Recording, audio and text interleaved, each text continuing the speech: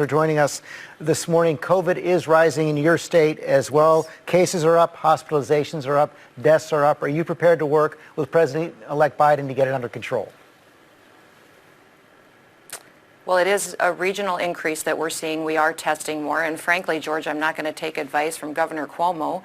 He has the second worst death rate per 100,000 people in this nation. He's at 173 deaths per 100,000 per capita.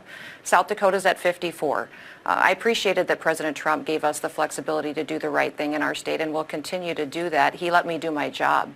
But the other thing that I think is going on here, George, is that this is all premature.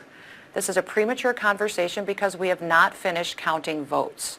There are states that have not been called. And back in 2000, Al Gore was given his day in court. We should give President Trump his day in court, let the process unfold. Because, George, we live in a republic. We are a government that gets its power from the consent of the governed. That is the people. They give their consent on Election Day. Election Day needs to be fair, honest, and transparent. And we need to be sure that we had an honest election before we decide who gets to be in the White House the next 4 years. Governor Noem, do you have any evidence that it wasn't an honest election? You had a tweet earlier this week saying it was rigged. Do you have any evidence at all of widespread fraud? I've spoken with Republican secretaries of state in Georgia, in Arizona. I've spoken to Republican officials across the country. They have come up with zero evidence of widespread fraud. And that is not true.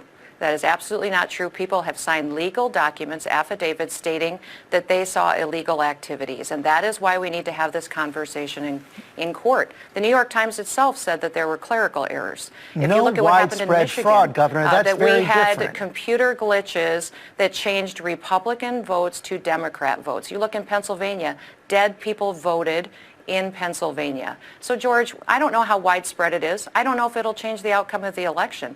But why is everybody so scared just to have a fair election and find out?